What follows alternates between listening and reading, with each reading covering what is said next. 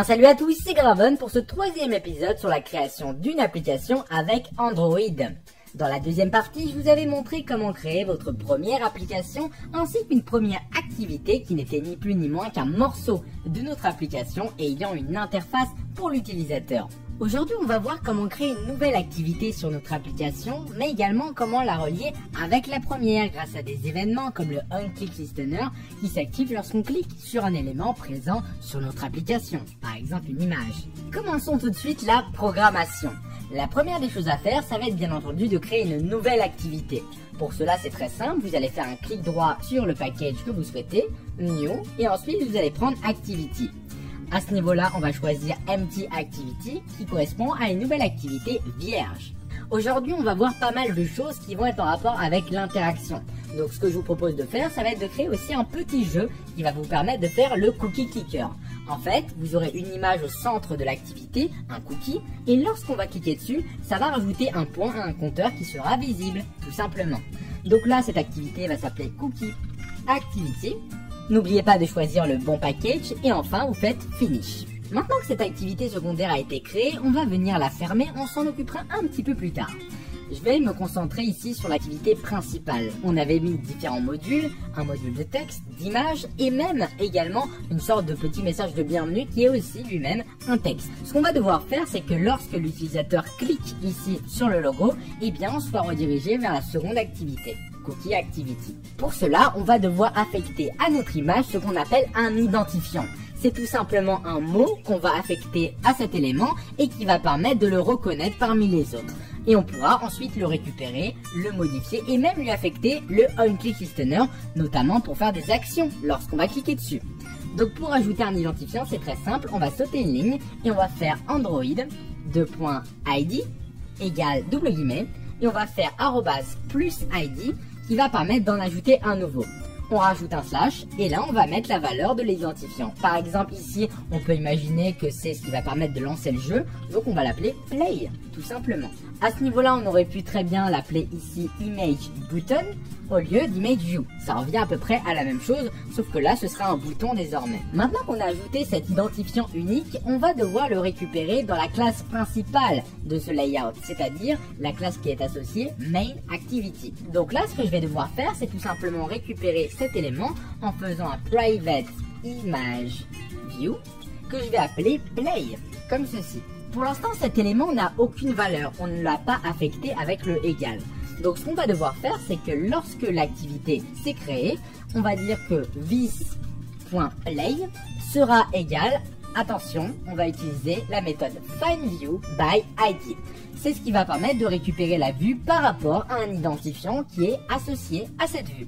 Donc là, on va récupérer les ressources, .id, et vous allez récupérer l'élément play. Vous voyez qu'on l'a bien récupéré correctement. On met un point virgule à la fin, mais là, on va avoir une petite erreur. Pourquoi? Puisque là, on a besoin d'une image view à ce niveau-là, alors que ça nous retourne une vue. Tout simplement, il va falloir préciser devant, c'est ce qu'on appelle un cast, que c'est bien une image view, et dans ces cas-là, on n'aura aucun problème. Parfait. Donc maintenant qu'on a fait cette affectation, on va devoir faire que lorsqu'on clique sur l'élément play, eh bien ça déclenche l'autre activité. Pour ça, c'est très simple. Vous allez sauter de ligne et là, on va faire play.setOnClickListener. Regardez, quand vous mettez setOn, vous avez plusieurs possibilités. Eh bien, ce sont des événements qu'on va pouvoir affecter à notre élément. Donc moi, je vais prendre le premier et là, on va faire New View. Et vous faites entrer. Regardez ce que ça va faire, ça va automatiquement générer la suite du code. Donc là, on a correctement associé notre événement à notre élément play, donc ça fonctionne parfaitement. Maintenant, comment faire pour déclencher et démarrer la nouvelle activité?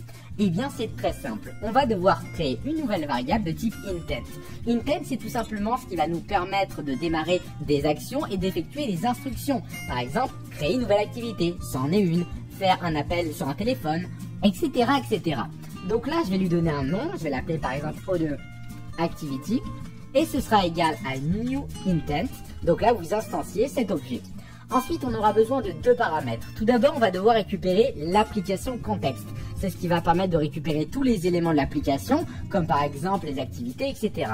Vous rajoutez une virgule, et là, le deuxième élément, eh bien, ce sera la cible, c'est-à-dire la classe qui va correspondre à cette nouvelle activité. Donc, on va faire ici cookie activity.class, tout simplement. Une fois qu'on a créé cet intent, on va faire start activity et on va prendre un paramètre other activity. Mais si on se contente de faire ça, on va avoir des erreurs. Pourquoi? Puisque lorsqu'on va démarrer la nouvelle activité, l'ancienne existera toujours. Par conséquent, il faut l'arrêter. Donc vous allez sauter une ligne et vous allez faire finish, comme ceci. Et donc là, si maintenant je démarre mon application avec mon petit Nexus 5, qui est en fait un émulateur, et désormais, lorsque je vais cliquer sur l'image du milieu, eh bien on a la nouvelle activité Cookie Activity qui vient de se générer. Donc ce que je vous propose de faire maintenant, ça va être tout simplement de faire un petit jeu, notre fameux cookie clicker à l'intérieur. Donc pour cela, on va venir ajouter deux nouvelles images que je vous mettrai en description, un background qui va correspondre au fond d'écran de notre jeu et également un petit cookie comme celui-ci. Ok? Donc vous allez ici aller dans vos ressources et vous faites clic droit sur Drawable et vous allez chercher Show in Explorer. Ensuite, on va rentrer dans le dossier Drawable et on va mettre les différentes images. Ok? Une fois que ceci est fait, vous allez aller dans Layout et vous allez avoir une nouvelle activité qui s'appelle ActivityCookie.xml sur lequel on avait déjà vu un aperçu tout à l'heure. Pour l'instant, on n'a rien à l'intérieur. Donc on va commencer par mettre le fond de notre jeu. Pour ça, on va faire un saut de ligne, Android de .background et là vous allez mettre @drawable/background tout simplement. Donc là on commence par avoir le fond d'écran du jeu. Ensuite, on va aller à l'intérieur et là, on va devoir mettre notre image. Donc, soit vous passez par le code directement en XML, soit on peut passer par l'aperçu design. À ce niveau-là, vous allez aller dans Images. Ensuite, vous allez prendre Image View et vous allez le glisser à l'intérieur de votre layout. Ici, ça va vous demander de choisir qu'est-ce que vous voulez comme drawable, comme image. Vous allez prendre le cookie et là, vous avez juste à le déplacer, à le redéfinir en changeant la taille par exemple, etc., etc. Et enfin, on va afficher ici le nombre de clics qui a été effectué par l'utilisateur à chaque fois qu'il clique sur cette image. On va prendre un text view et vous allez le glisser à l'intérieur de Constraint Layout. Prochainement, je vous montrerai d'autres types de layout différents, mais on verra ça un peu plus tard, ok? Donc là, on va venir déplacer cette image et ensuite, on va retourner dans la partie code de ce visuel. Donc ce que je vais faire à ce niveau-là, c'est tout simplement changer le texte dans un premier temps. Donc pour ça, on va faire une référence directement dans Values et plus particulièrement dans le fichier strings.xml. Je vais venir enregistrer un nouveau message, string name, qui sera égal à ._msg. Et là, on va mettre .2.0. Donc là, on fait une référence et on va venir y accéder en allant dans cookieactivity.xml. Donc au lieu de mettre textView à ce niveau-là, je vais mettre @string /.msg. Donc ça fonctionne parfaitement. Ensuite, je vais changer un peu la couleur du texte. Donc je vais aller dans colors.xml et on va enregistrer une nouvelle couleur, color name, que je vais appeler white. Et comme vous l'avez deviné, ce sera du blanc. Le blanc en hexadécimal, c'est #FFF. Super. Donc là, à chaque fois, on a un petit aperçu des différentes couleurs. Comme ça, ça vous dit à peu près à quoi ça fait allusion comme apparence. On retourne dans Activity Cookie et pour changer la couleur, on va tout simplement faire ici Android .textColor et on va mettre @color white. Et si par exemple je souhaite changer le fond, eh bien ce sera Android .background @color/color red par exemple. Et donc là on peut voir que ça s'est affiché correctement. Donc maintenant on va devoir faire qu'à chaque clic sur ce cookie, sur cette image, on rajoute 1 à ce petit compteur. Donc bien évidemment, on va devoir récupérer chacun des éléments, donc forcément leur associer une ID. Par défaut, l'ID c'est TextView4, donc on va ici le renommer en point. Et ensuite notre image, ce sera plus ImageView mais cookie. Super. Donc une fois chaque identifiant associé à chaque élément, on va venir dans la classe cookieActivity.java et on va récupérer chacun de ces éléments, mais dans le code Java, dans la logique cette fois-ci. Donc je vais faire la même chose que tout à l'heure, private text view, qui va permettre de récupérer le nombre de points visibles affichés. Et enfin, notre deuxième élément, ce sera une image view à ce niveau-là, qu'on va appeler cookie. Bien évidemment, comme tout à l'heure, vous avez remarqué que ces éléments n'ont pas encore de valeur qui leur a été affectée. Donc dans le onCreate, on va tout simplement récupérer chacun de ces éléments. On commence par this1point. Et là, on va dire que c'est égal à un textView. Ensuite, on va faire notre fameuse fonction findViewById. Et on va récupérer dans les ressources l'ID qui se nomme point. Parfait. Ensuite, on fait la même chose pour le cookie. This.cookie est égal à une ImageView cette fois-ci. findViewById r.id.cookie. Et une fois que ceci est fait, on va tout simplement associer notre cookie à un événement comme tout à l'heure. Donc pour faire ça, on va faire cookie.setOnClickListener. New View.